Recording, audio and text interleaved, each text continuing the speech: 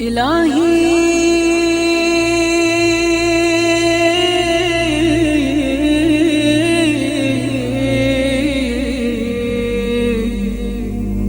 إن كان الندم على الذنب توبة.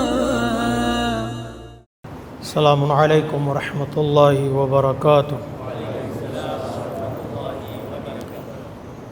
اعوذ باللہ من الشیطان الرجیم. بسم اللہ الرحمن الرحیم. الحمد للہ الذی کان موجودا قبل حدوث الاشیاء ویبقى بعد فناء الاشیاء. تفرد بالاولیۃ والقدم ووسم كل شيء ما أداه بالفناء والعدم. كما قال عز شأنه كل شيء هالك إلا وجهه وكل نفس ذائقة الموت. وقال كل من عليها فان ويبقى وجه ربك ذو الجلال والإكرام.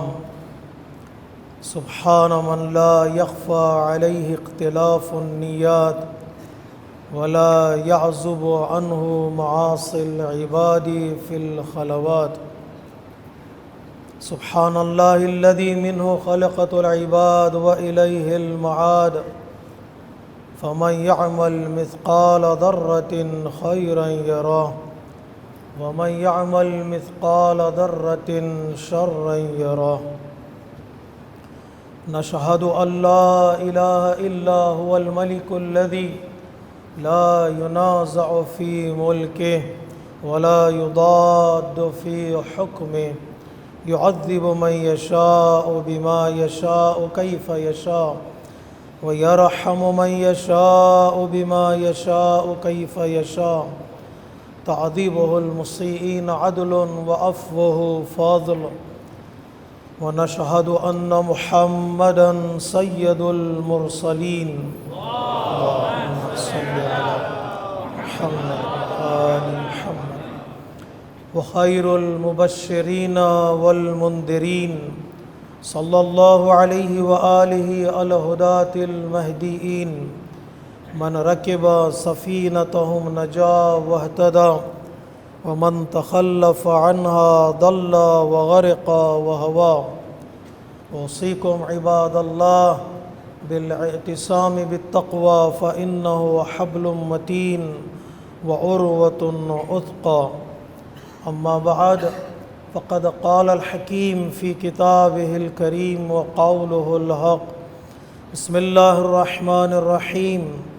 وجعلنا منهم أئمة يهدون بأمرنا لما صبروا وكانوا بآياتنا يوقنون. صدق الله العلي العظيم.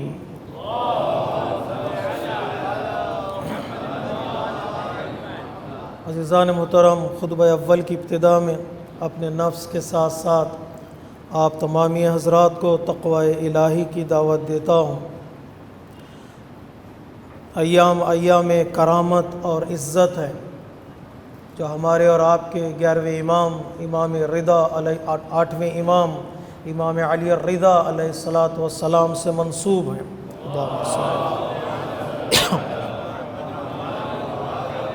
کہ امام کی زندگی ہمارے لیے عزت دینے والی، کرامت دینے والی اور مقام و اسٹیٹس عطا کرنے والی زندگی ہے. آپ کی پریکٹیکل لائف کا ہر گوشہ اور آپ کی ہر حدیث، آپ کی ہر روایت ہمارے کامیابی کی ضامن ہے. اس لیے کہ آپ نے جو فرمایا وہ اللہ تبارک و تعالیٰ کی آیتوں سے اور اللہ تبارک و تعالیٰ کے پیغام سے اخذ کر کے فرمایا ہے کہ کون ہے مومن، کون ہے حقیقی مومن، مومن واقعی کون ہے. امام علیہ الصلاۃ والسلام ارشاد فرماتے لا یکون المؤمن مؤمنا حتی تکون فیہ ثلاث خصال. وہ انسان اس وقت تک حقیقی، ریئل اور سچا مومن نہیں ہو سکتا جب تک کہ اس کے اندر تین صفتیں نہ پائی جاتی ہوں، تین خصوصیتیں نہ پائی جاتی ہوں۔ سنت من ربہ و سنت من نبیہ و سنت من ولیہ۔ یہ جو ولایت کا سلسلہ ہے، امام، نبی اور اللہ، امام فرماتے ہیں تینوں پرسنالٹیز سے انسان کو چاہیے کہ کم سے کم ایک ایک صفت ان سے حاصل کرے اپنی زندگی کے لیے۔ ایک صفت اور ایک سنت اور ایک وے آف لائف، ایک پرنسپل اللہ تبارک و تعالیٰ سے، اور ایک اس کے بھیجے ہوئے نبی سے، اور ایک ولی خدا اور امام سے۔ فَأَمَّا السُّنَّةُ مِن رَبِّهِ فَكِتْمَانُ سِرِّهِ۔ جو اللہ تبارک و تعالیٰ کی ذات سے، اللہ تبارک و تعالیٰ کی صفات سے انسان کو چاہیے کہ ایک سنت حاصل کرے، ایک سب صفت کو حاصل کرے۔ وہ یہ ہے کہ اللہ تبارک و تعالیٰ اختیار رکھتے ہوئے، قدرت رکھتے ہوئے وہ بندوں کے رازوں کو چھپاتا ہے۔ فَأَمَّا السُّنَّةُ مِن رَبِّهِ فَكِتْمَانُ سِرِّهِ۔ وہ جانتا ہے بندہ کیا کر چکا ہے، کیا کرنے والا ہے، وہ جانتا ہے بندہ کیا سوچتا ہے، اور وہ جانتا ہے کہ بندے کے ارادے کیا ہیں۔ یعلم ما اخفی و اسر۔ پروردگار عالم بندہ جو کچھ دل میں چھپا کے رکھا ہے، پروردگار عالم اس سے بھی آگاہ ہے۔ بعض کامنٹیٹرز کہتے ہیں اخف اخفا و اثر کا مطلب ہے کہ کچھ کام ہم کرتے ہیں اس کو اللہ جانتا ہے، کچھ کام ہم چھپاتے ہیں اس کو اللہ تبارک و تعالیٰ جانتا ہے، کچھ کام ہم کرنے والے ہیں، نیت ہے، اس کو اللہ تبارک و تعالیٰ جانتا ہے، اور کچھ کام کر کے ہم بھول جاتے ہیں، اللہ تبارک و تعالیٰ اسے یاد رکھتا ہے۔ کتمان و سرہی کا مطلب ہے بندے کے سارے اسرار، بندے کے سارے گناہ، بندے کے سارے عیب، بندے کے سارے مسٹیکس پر اللہ تبارک و تعالیٰ پردہ ڈال دیتا ہے۔ کتمان و سرہ یعنی وہ ستار العیوب ہے۔ تو اللہ تبارک و تعالیٰ سے سیکھنا کیا ہے؟ اللہ کی ذات سے وہ یہ کہ ہم بھی ایک دوسرے کے عیبوں کو چھپائیں، ایک دوسرے کے مسٹیکس پر پردہ ڈالیں۔ حدیث میں مولا کائنات فرماتے ہیں من ضعف عن حفظ سرہ لم یقوی لسر غیرہ۔ کبھی کبھار میرا اپنا سر، میرے اندر کچھ سیکریٹس ہیں، میری زندگی میں کچھ سیکریٹس ہیں، میں اس کو کسی کو بتا نہیں سکتا، میری پرمیشن نہیں اللہ تبارک و تعالیٰ کی طرف سے میں اپنے رازوں کو عام کر دوں، اپنے رازوں کو فاش کر دوں، اپنے رازوں کو برملا کر دوں۔ میں کیا کرنا چاہتا ہوں، میں نے کیا کیا ہے۔ صلوات پڑھی محمد و آل محمد۔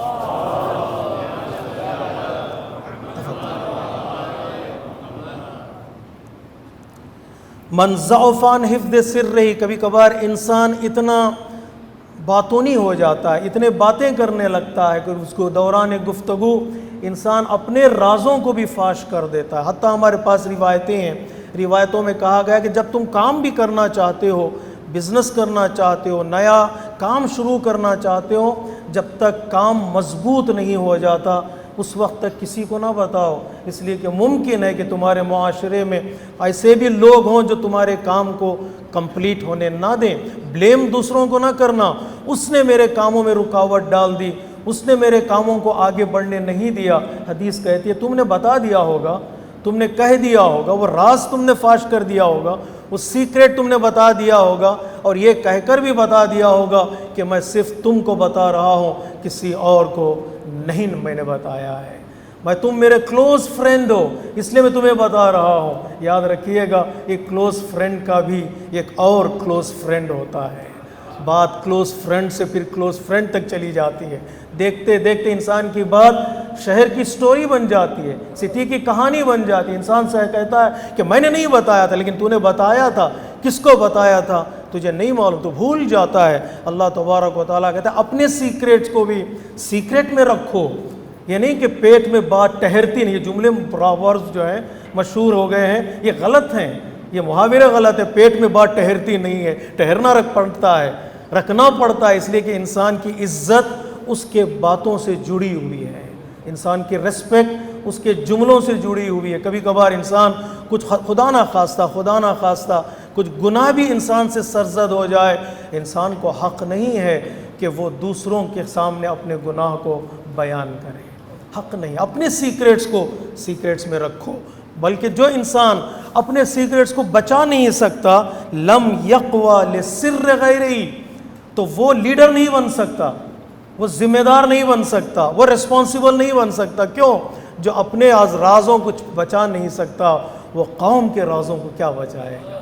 وہ قوم کے سیکریٹس کو کیا بچائے گا؟ کیوں یہ کہا جاتا ہم اتنے اسرار کو ہم نے فاش کیا ہے، جب بھی کسی میٹنگ میں بیٹھتے ہیں تو پہلی بات یہی ہوتی ہے کہ بات یہیں رہے گی، یہاں سے باہر نہیں جائے گی، کیوں اتنا بھروسہ ٹوٹ چکا ہے کہ باتیں باہر جائیں گی۔ یہ کہنا پڑتا ہے، یہ ایمفسائز کرنا پڑتا ہے، نو ریکارڈنگ، اور یہاں سے بات سیکرٹ میں رہے گی، یہاں سے باہر نہیں جائے گی۔ اس کا مطلب ہے کہ ہم رازوں کو راز میں رکھنے میں کامیاب نہیں ہوئے۔ خصوصی طور پر جتنی بھی چیزیں انسان کی عزت سے ریلیٹڈ ہیں، کیوں غیبت حرام ہے، کیوں تہمت حرام ہے، کیوں بیک بائٹنگ کی اجازت نہیں ہے، کیوں افتراء حرام ہے، یہ ساری چیزیں انسان کی عزت کو محفوظ رکھنے کے لیے ہیں، انسان کے آنر کو بچانے کے لیے ہیں۔ اگر وہ چیزیں نہ ہوں تو پھر معاشرہ کبھی بھی آگے نہیں بڑھ سکتا۔ اللہ تبارک و تعالیٰ کی صفت یہ ہے، عالم الغیب فلا یظہر علی غیبہ احدا، وہ اپنے غیب کو کسی کے سامنے نہیں رکھے گا، کسی کو برملا نہیں کرے گا، کسی کی پیشانی پر انسان کے گناہ نہیں لکھے گا۔ میرے گناہ میرے بھائی کو نہیں بتائے گا اللہ، ہمارے گناہ ہمارے گھر والوں کو نہیں بتائے گا اللہ۔ اللہ کہتا میں نے چھپا کے رکھا ہے، تم بھی لوگوں کے رازوں کو چھپا کے رکھو۔ اس لیے پانچویں امام باقر علیہ الصلوۃ والسلام فرماتے ہیں،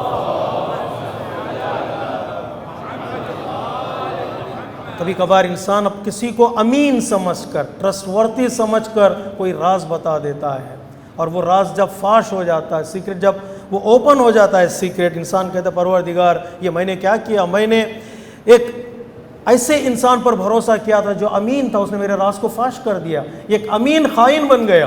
امام فرماتے نہیں، ایک امین کبھی خائن نہیں بنتا، ایک ٹرسٹ ورتھی انسان کبھی بیٹرے نہیں کرے گا، کبھی تمہیں دھوکہ نہیں دے گا، بلکہ یوں کہو لم یخن کل امین، امین نے تمہیں دھوکہ نہیں دیا ہے، ولا تمنت الخائن، بلکہ تم نے ایک دھوکے باز پر بھروسہ کر لیا تھا، اس نے دھوکہ نہیں دیا، تم نے امین نے دھوکہ نہیں دیا۔ اگر جو انسان ریئل مینس میں ٹرسٹ ورتھی ہوتا وہ کبھی انسان کو دھوکہ نہیں دیتا، لیکن تم نے تحقیق نہیں کی، ایک تم نے دھوکے باز پر بھروسہ کر لیا، دھوکہ دینے والے پر بھروسہ کر لیا، تو ظاہر سی بات ہے اس کے کانسیکوینسز ہوں گے۔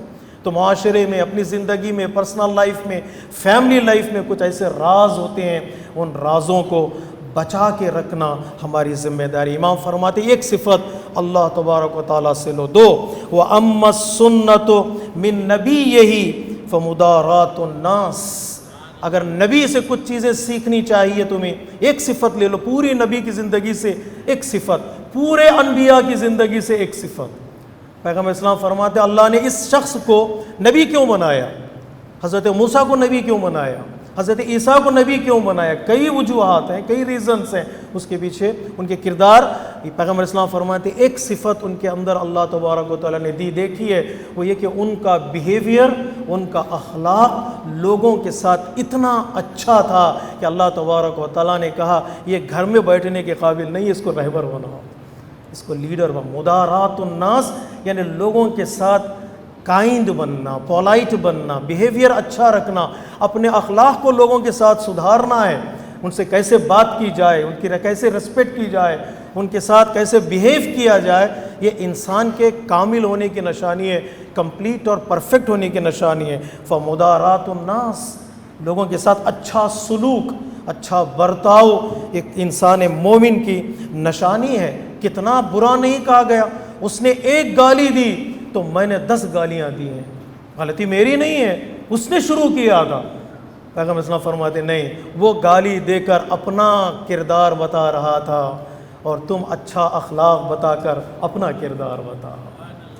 مشہور ہے نا، ایک چھوٹا سا قصہ بتاتے ہیں لوگ، جب بھی لوگوں کے ساتھ بیہیو کرنے کا مرحلہ کیا ہے، کہا جاتا ہے پڑوس میں ایک شخص رہتا تھا نیبرہڈ میں، وہ ہمیشہ دوسرے کے گھر کے سامنے کچرا رکھ کے چلا جاتا تھا، تریش رکھ کے چلا جاتا، وہ دروازہ کھول کے دیکھتا تو اس کے گھر کے باہر، دروازے کے باہر تریش ہے۔ کتنے دن صبر کیا تو اس نے کہا چلو ایک پلان بناتے ہیں، اس کے دروازے کے سامنے بھی کچھ رکھ دیتے ہیں، کیا رکھا جائے، تریش رکھا جائے، تریش رکھا جائے تو پھر تریش بڑھتا جائے گا. اس نے ایک تھیلی رکھی ہے تو دوسرے دن 2 تھیلیاں, 2 تھیلیاں کی جواب میں 4 تھیلیاں ہوں گی. اس نے کہا چلو ایک فروٹ کی تھیلی رکھ دیتے ہیں اس کے دروازے پر. جب اس نے دروازہ کھولا تو دیکھا فروٹ رکھا ہوا ہے. یہ کس نے فروٹ رکھا ہے؟ اس پڑوسی نے کہا میں نے رکھا ہے. تو نے تریش رکھا تھا, میں نے فروٹ رکھا ہے. نتیجہ کیا ہے؟ جس کے پاس جو ہوتا ہے وہ دروازے پر لا کے رکھ دیتا ہے. جس کے پاس جو ہوتا ہے. تیرا کردار یہ تھا کہ تو گالی دے, لیکن میرا کردار گالی دینا نہیں ہے. کیا پیغمبر اسلام کو لوگوں نے مجنون نہیں کہا؟ کیا پیغمبر اسلام کو لوگوں نے شاعر نہیں کہا؟ کیا پیغمبر اسلام کو لوگوں نے ساحر یا میجیشین نہیں کہا؟ کیا پیغمبر اسلام کو لوگوں نے نعوذ باللہ جھوٹا کہا, کاذب کہا؟ لیکن پیغمبر اسلام, کوئی ایک روایت بتا دیجئے پیغمبر اسلام نے کفار قریش کو کہا ہو تم جھوٹے ہو, کفار قریش کو کہا ہو کہ تم پاگل ہو؟ نہیں. پیغمبر اسلام نے بتایا کہ اخلاق انبیاء کیا ہے.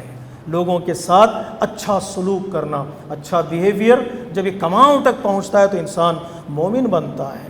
لو کنت فظا غلیظ القلب لانفضوا من حولک. سخت مزاج لوگ, بات بات پر لڑنے والے لوگ, خون بہانے والے لوگ کیوں پیغمبر اسلام کی بز میں آ کر بیٹھ رہے ہیں؟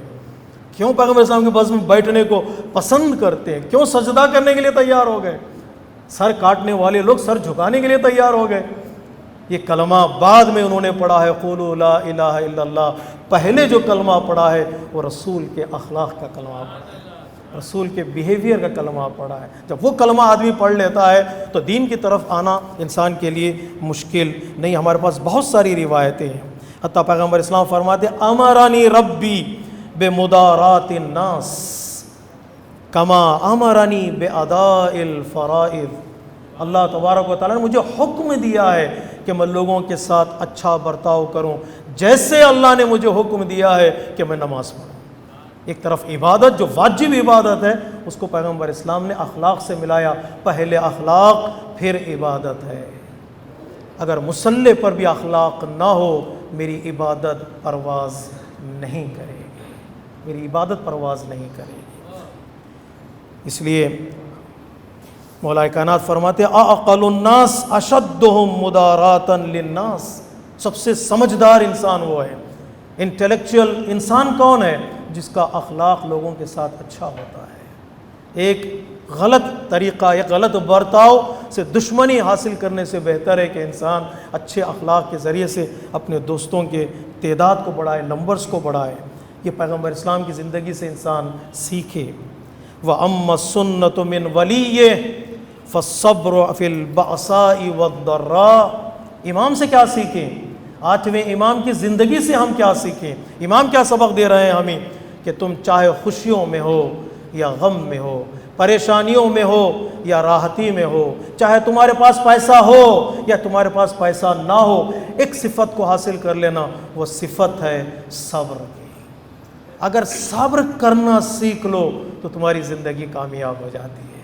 ائمہ اطہار علیہ الصلوۃ والسلام پر ظلم ڈھایا گیا, ان کے گھروں کو جلایا گیا, ان کو مارا گیا, ان کو شہروں سے ملکوں سے نکالا گیا, ان کی اہانت کی گئی, زندانوں میں رکھا گیا. لیکن ایک صفت ان کے پاس تھی جو ان کی کامیابی کی دلیل ہے, ظلم کا ظالم ظلم کرتا کرتا تھک گیا, لیکن مظلوم صبر کرتا کرتا نہیں تھکا نہیں ہے. یزید ظلم کرتا کرتا ہار گیا, لیکن اسی کے دربار میں سید الساجدین صبر کرتے کرتے جیت گئے.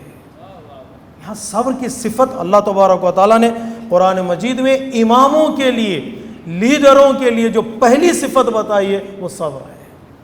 آسان نہیں ہے لوگوں کو نصیحت کرنا, آسان نہیں ہے لوگوں کو امر بالمعروف نہی عن المنکر کرنا, آسان نہیں ہے لوگوں کو برائیوں سے روکنا. فوراً اٹیک ہوں گے, تانے ہوں گے, جملے کسے جائیں گے. تو پہلی صفت جس کی طرف اللہ تبارک و تعالیٰ نے اشارہ کیا, وَجَعَلْنَا مِنْهُمْ أَئِمَّةً يَهْدُونَ بِأَمْرِنَا لَمَّا صَبَرُوا. اگر یہ صبر نہ ہو تو انسان ممکن ہے خود کی زندگی بھی برائیوں کی طرف لے جا سکتا ہے اور پوری قوم کو بھی برائی کی طرف لے جا سکتا ہے.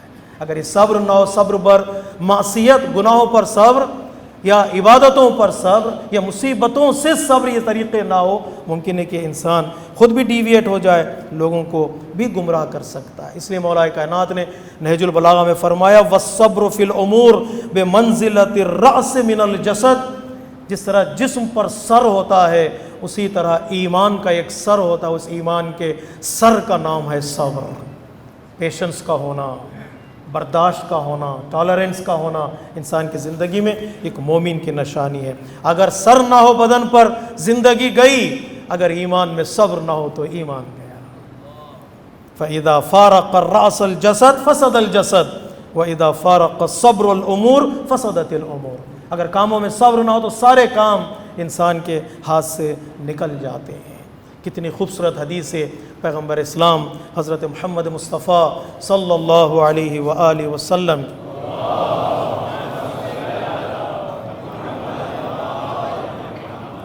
اربع من کنوز الجنہ، 4 چیزیں جنت کے خزانے ہیں، جنت کے ٹریجری ہیں۔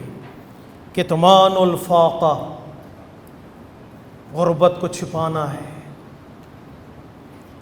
کتمان الصدقہ، صدقہ دیا جاتا ہے، چھپا کر صدقہ دو۔ کتمان المصیبہ، مصیبت کو چھپاؤ۔ وہ کتمان الوجع، درد چھپاؤ۔ مصیبت اور درد کو چھپانا ہے۔ اگر درد کو آشکار کرے گا آدمی تو چھٹے امام فرماتے دوست سنے گا تو پچھتائے گا، ارے کیا ہو گیا، دشمن سنے گا تو خوش ہو جائے گا۔ نہ دوستوں کا پچھتاوا اچھا ہے، نہ دشمن کو خوش کرنا اچھا ہے۔ یا کیا چاہیے؟ اگر چھپانے کا مطلب ہے انسان اپنی زندگی میں صبر کو شامل کرے، تھوڑی دیر صبر، چند لمحے صبر، کچھ دن صبر، وہ وقت ضرور آئے گا کہ انسان اس دنیا میں صبر کے نتیجے میں بادشاہ بنے گا۔ حضرت یوسف کے قصے میں جو رزلٹ اللہ تبارک و تعالیٰ نے آخر میں بتایا ہے، ساری سٹوری کمپلیٹ بیان کرنے کے بعد 2 صفتیں بتائی اللہ تبارک و تعالیٰ نے، کیوں یوسف کنویں سے نکل کر کنگ بن گئے۔ اللہ تبارک و تعالیٰ نے 2 صفتوں کی وجہ سے، ایک تقوی، دوسرے صبر۔ وہ بازار میں بیچا جانا، زندان میں ڈال دینا، اور زندان کو پھر مصیبتیں زندان کی برداشت کرنا، تہمتیں لگانا، سلینڈرنگ کرنا، ان کے کیریکٹر پر، بیہیویئر پر انگلی اٹھانا، یہ ساری چیزیں صبر مانگتی ہیں۔ تھوڑی دیر صبر کیا اور صبر کے نتیجے میں اللہ نے آپ کو بادشاہ بنا دیا۔ صبر انسان کو کنگ بنا دیتا ہے، بے صبری انسان کے اسٹیٹس کو کھا جاتی ہے۔ ان احسن الحدیث وابلغ الموعظہ کتاب اللہ، بسم اللہ الرحمن الرحیم، والعصر ان الانسان لفی خسر الا الذین آمنوا وعملوا الصالحات وتواصوا بالحق وتواصوا بالصبر۔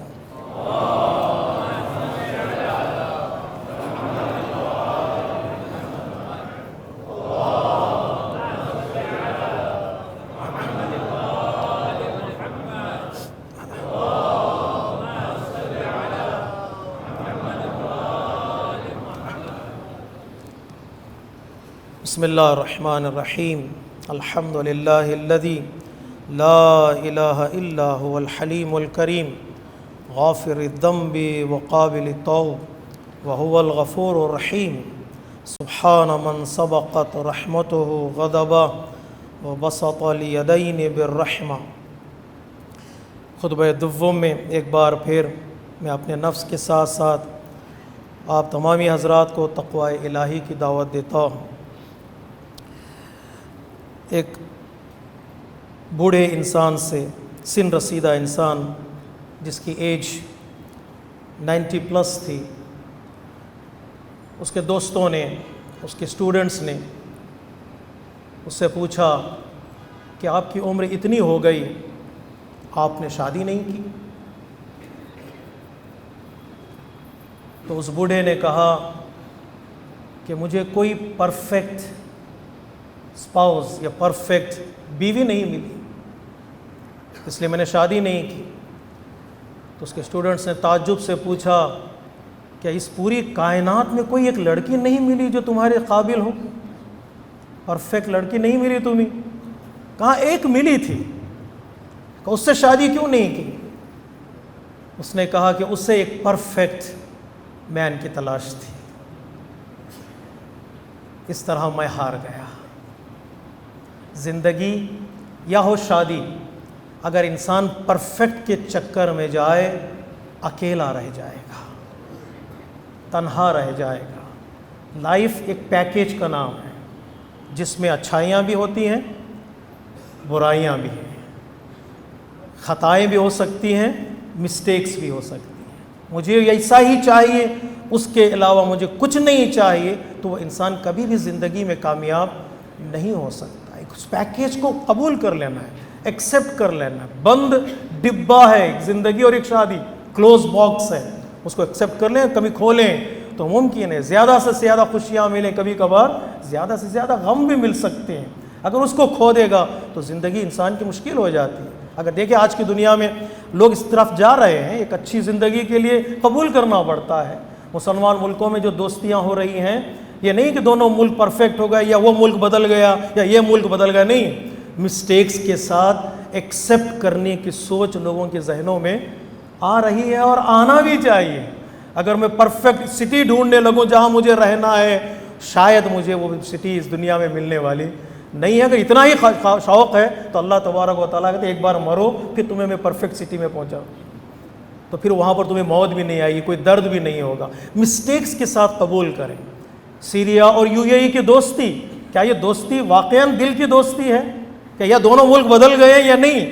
چلو کچھ خامیاں ہیں، خامیوں کے ساتھ ایک دوسرے کو ایکسیپٹ کر لیتے ہیں۔ چلو کچھ مسٹیکس ہے، اس کے باوجود ہم ایکسیپٹ کریں گے۔ اگر نہیں کریں گے تو اس پولیٹیکل ورلڈ میں انسان کبھی ترقی نہیں کرے گا۔ آج ایران کے پریسیڈنٹ گئے انڈونیشیا میں، کیا دونوں ملک بدل گئے ہیں یا دل سے دوستی ہو رہی ہے یا نہیں؟ چلو ہم قبول کرتے ہیں ایک دوسرے کو، ہو سکتا ہے کچھ غلطیاں ہوں، مسٹیکس ہوں، ایک باکس لے لیں۔ جب باکس پیکیج ایکسیپٹ کر لیتا ہے انسان تو برداشت انسان کے اندر آ جاتی ہے۔ اسی طرح ہماری فیملی لائف میں، ہماری میرج لائف میں ہم ایک دوسرے کو ایکسیپٹ کریں۔ جب نکاح ہوا ہے، شادی ہوئی ہے، تو ہم نے ایک دوسرے کو قبول کیا ہے کہ ہم اچھائیوں میں بھی ساتھ رہیں گے، پریشانیوں میں بھی ساتھ رہیں گے۔ ہن لباس لکم وانتم لباس، ہن کا مطلب تمہارے عیب میں چھپاؤں گا اور میرے عیب تم چھپاؤ، میرے مسٹیکس کو تم پردہ ڈالو۔ اس کا مطلب یہ نہیں ہے ایک خطا نظر آئے، ایک مسٹیک نظر آئے، مسٹیک کی وجہ سے اتنا آدمی ایروگنٹ ہو جائے، ایگو اس کی زندگی میں آ جائے کہ وہ ایک بنی بنائی زندگی جو اس کے ہاتھ میں آئی ہے اس کو انسان برباد کر دے۔ اس کے بارے میں سوچنا بہت ضروری ہے، بہت ضروری ہے۔ پریشانیاں معاشرے میں بڑھتی جا رہی ہیں۔ میں آپ کو ڈرانے والا نہیں ہوں اور نہ ڈرا رہا ہوں، لیکن ہمیں معلوم ہے، احساس ہے ہمارے ارد گرد کیا ہو رہا ہے۔ اگر یہ طلاق کے کیسز بڑھتے جائیں تو معاشرے میں سکون ختم ہو جاتا ہے، اطمینان ختم ہو جاتا ہے۔ اب کونسلرز ہیں ہماری کمیونٹی میں، بیٹھ کے ان سے بات کیجئے گا، وہ بتائیں گے اسکولز میں، مدرسوں میں ہماری کتنی پریشانیاں ہیں۔ پریشانیاں کس کی وجہ سے ہیں؟ پریشانیاں شاید ماں باپ کی وجہ سے نہ ہو، اسکول کے لیے پریشانی شاید مدرسے کے لیے ماں باپ کی وجہ سے نہ ہو، اس بچے کی وجہ سے ہے جو کہہ رہا ہے کہ میرے گھر میں پرابلم ہے۔ بچہ کہہ رہا ہے میرے گھر میں پرابلم ہے، بچہ کہہ رہا ہے کہ میرا باپ میرے ساتھ نہیں رہتا، بچی کہہ رہی کہ میری ماں میرے ساتھ نہیں رہتی ہے۔ یہ کون سا اصول ہے زندگی گزارنے کا؟ آج کی دنیا میں بہت لوگوں نے بحث کی ہے، ایک اچھائی کی طرف جا رہی ہے دنیا کو، ہم اپنے ہاتھوں سے برباد نہ کریں۔ 2-3 ایڈوائزرز ہیں میرے بہنوں کے لیے اور میرے بھائیوں کے لیے، توجہ کے ساتھ سنیے گا۔ اگرچہ یہ مشکل ہے کہنا، لیکن میں کہہ دیتا ہوں، سن لیجئے گا، تھوڑی دیر پہنچا دیجئے ان تک پیغام جو یہ کام کرتے چلے جا رہے ہیں۔ کچھ لوگ شادی نہ کرنے کا بہانہ بناتے ہیں۔ یاد رکھیے گا، بعض لڑکیوں سے، بعض لڑکوں سے ہماری ملاقات ہوئی، ایج ہو گئی ہے، شادی نہیں کریں گے، ہمیں شادی نہیں کرنا ہے۔ کیوں نہیں کرنا ہے؟ ہمیں اسپرچویلٹی کی طرف توجہ کرنی ہے۔ اوہ ماشاء اللہ، یہ صوفیزم کا عقیدہ ہے جی، ہمیں اچھا اسپرچویلٹی کی طرف جانا ہے، ہم عبادت کریں گے، ہم شادی نہیں کریں گے۔ آغا خیراتی نے انہیں بڑے خوبصورت جواب دیا ہے، اگر معنویت اسپرچویلٹی کی طرف جانا شادی نہ کرنے کے ذریعے سے ممکن تھا تو کائنات کے عظیم ترین خاتون کبھی شادی نہ کرتی۔ کیا تم حضرت زہرا سے بھی بڑی ہو گئی؟ کیا تم مولا کائنات سے بھی بڑے ہو گئے کہ ہم شادی نہیں کریں گے اور عبادت کریں گے؟ نہیں، شادی خود عبادت ہے، شادی خود ایک مستحب اور ریکمینڈڈ کام ہے جہاں سے انسان کا ایمان کمپلیٹ ہوتا ہے۔ اب شادی ہو گئی تو میری بہنوں سے ایک خاص گزارش ہے، تمہارا گھر تمہارے شوہر کا گھر ایک ہے، شادی کے بعد گھر ایک ہے، ذرا کھٹ پٹ پر گھر چھوڑنے کی اجازت نہیں ہے۔ جو ہی گھر چھوڑ گئی پھر پرابلمز پہ پرابلمز ہیں، تیسرا شخص یہاں پر وہاں پر وہ کام کر جائے گا، پھر آپ گھر واپس آنے کے قابل نہیں بن پائیں گے۔ گھر چھوڑنے کا مطلب یہ ہے کہ تم نے آلریڈی طے کر لیا ہے۔ کسی مفکر نے بڑا خوبصورت جملہ کہا، جب ایک بیوی نے اس کے شوہر سے کہا میں جا رہی ہوں، اس کے شوہر نے مسکرا کر کہا تم جا چکی ہو۔ پتہ نہیں پہنچا کہ نہیں پہنچا۔ جا رہی ہوں کا مطلب جا چکی، پہلے سے مائنڈ بن چکا ہے۔ گھر چھوڑنے کا کوئی حق نہیں ہے۔ گھر جتنا حق گھر پر تمہارے شوہر کا ہے، چاہے اس نے خریدا ہو، اتنا ہی حق تمہارا ہے۔ گھر میں رہو، فیصلات مانگو، گھر میں رہو، جسٹس طلب کرو، گھر میں رہو۔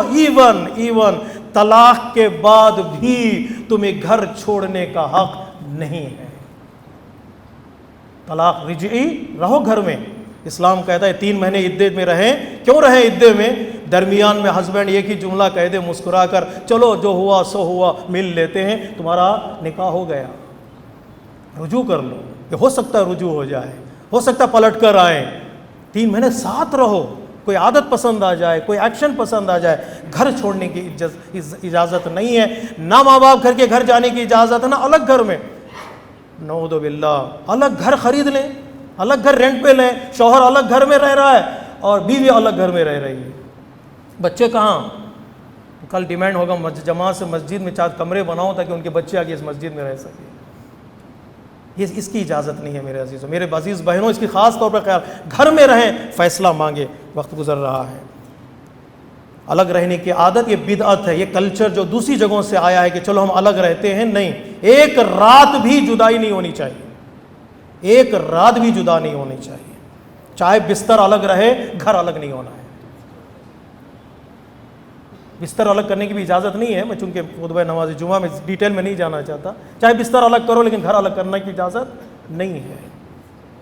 لیکن میرے بھائیوں سے بھی گزارش ہے، غور سے سنیے گا، کبھی کبھار اسلامی قوانین کو ہم اپنے لیے استعمال کرتے ہیں، اپنی خواہش پوری کرنے کے لیے شریعت کا سہارا لیتے ہیں۔ شادی کے بعد جب آپ نے طے کر لیا کہ مجھے اس لڑکی کے ساتھ رہنا ہے تو رہنا ہے، اپنے خواہشات کو، اپنے جذبات کو، اپنے ٹیمپٹیشنز کو، اپنے لسٹ کو کنٹرول میں رکھنا ہے۔ اگر کنٹرول میں نہیں رکھا تو پرابلم شروع ہو جاتی ہے۔ باہر کی چیزیں اچھی لگتی ہیں، آدمی نکل جاتا ہے باہر، جب پکڑا جاتا تو کہتا میں متاع کر رہا تھا۔ وہ متاع یعنی شریعت کا سہارا لیا، جب اپنے کاموں کی توجیہ کے لیے متعے کو بدنام کر دیا تم نے۔ کس نے پڑھا؟ کنڈیشنز کیا ہیں؟ لڑکی کس کنڈیشن میں ہے؟ کوئی تحقیق نہیں کی، کوئی جستجو نہیں کی، کوئی انویسٹیگیشن نہیں کیا۔ اگر ارادہ بنا لیا ہے ساتھ رہنے کا، ساتھ رہو، تو اپنے غصے کو، ٹیمپٹیشنز کو کنٹرول کر کے دیکھو، چند دنوں بعد جس کے ساتھ تمہیں اللہ تبارک و تعالیٰ نے کہا اس کے ساتھ رہو، اسی کے ساتھ تمہاری زندگی بڑی خوبصورت گزرے گی، بڑی کامیاب گزرے گی۔ ایسا نہ ہو کہ انسان جہاں دیکھے دل پھینک بن جائے۔ پتہ ہے دل پھینک کیا ہوتا ہے؟ کہتا ہر خوبصورت چیز میری ہے، نہیں آپ کی نہیں ہوتی ہے، آپ کی نہیں ہوتی ہے۔ آدمی دل پھینک بن جائے تو گھر میں پرابلمز شروع ہوتے ہیں۔ آج کا زمانہ ایسا نہیں ہے۔ آیت اللہ خامنہئی کہتے ہیں دوسری شادی، تیسری شادی، چوتھی شادی، ہولڈ آن، یہ میتھمیٹکس نہیں ہے، یہ شادیاں ہیں۔ یہ پلس اور مائنس کی بات نہیں ہو رہی، یہ شادیاں ہیں۔ تو آیت اللہ خامنہئی کہتے ہیں دوسری شادی سوچنے سے پہلے پہلا ورڈ قرآن نے استعمال کیا ہے جسٹس۔ کیا مطلب ہے جسٹس کا؟ عدالت کر سکتے ہو؟ تو میں نے کئی لڑکوں سے پوچھا جو اقرار پر آتے، مولانا ایک کے ساتھ نہیں کر پاتے تو 2 کے ساتھ کیا کریں گے؟ تو وہی تو ہم لوگ کہہ رہے ہیں آپ سے، وہی تو کہہ رہے ہیں، اپنے آپ کو کنٹرول کرو، اپنے آپ کو لے آؤ راستے پر، گھر کی خوشیوں کو بڑھاؤ، گھر کی خوشیوں کو وہاں پر جتنا ڈال سکتے ہو اپنا ایفرٹس ڈالو تاکہ گھر تمہارے لیے جنت بن سکے۔ وہ دن دور نہیں جو انسان اپنے گھر کا خیال کرتا ہے، اللہ تبارک و تعالیٰ اسی کے گھر میں وہ چیز عطا کرے گا جو انسان کو باہر نصیب ہونے والی نہیں ہے۔ باہر نصیب نہیں ہوں گی انسان اس بات پر خاص توجہ کیجیے گا کہ ایسا نہ ہو کہ ہمارے طلاق کا ریشیو بڑھتا جائے تو پریشانیاں بچوں کو ہوں گی، بچوں کی پریشانیوں کا اثر اسکول پر پڑتا ہے اور مدرسے پر پڑتا ہے. We are facing problems. اتنا ہی میں کہہ سکتا ہوں، اس سے ڈیٹیل میں نہیں جا سکتا. انشاءاللہ اگر ملاقات کریں گے تو بتاؤں گا. اللہم صلی علی سید المرسلین و شفیع المذنبین نبیا محمد صلی اللہ علیہ وآلہ.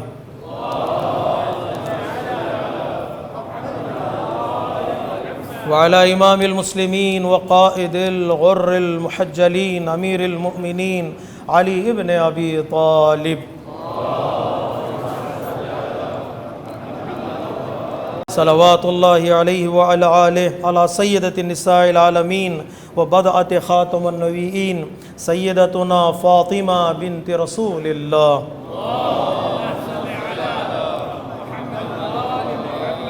وعلى الحسن المجتبى والحسين الشهيد بكربلاء سيدي شباب أهل الجنة. والأئمة المسلمين وقادة المؤمنين علي بن الحسين ومحمد بن علي وجعفر بن محمد وموسى بن جعفر وعلي بن موسى ومحمد بن علي وعلي بن محمد والحسن بن علي عليهم الصلوات والسلام. اللهم صل على مولانا صاحب الزمان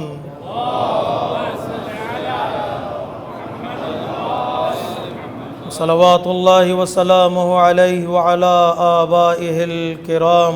اللهم افعل بنا ما أنت أهله ولا تفعل بنا ما نحن أهله.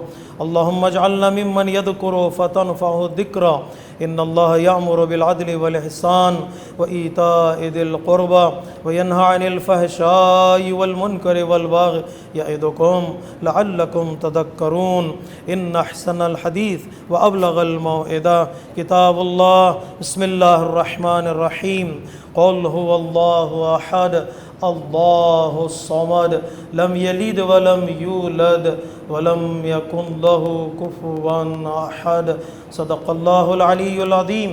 والسلام عليكم ورحمة الله وبركاته.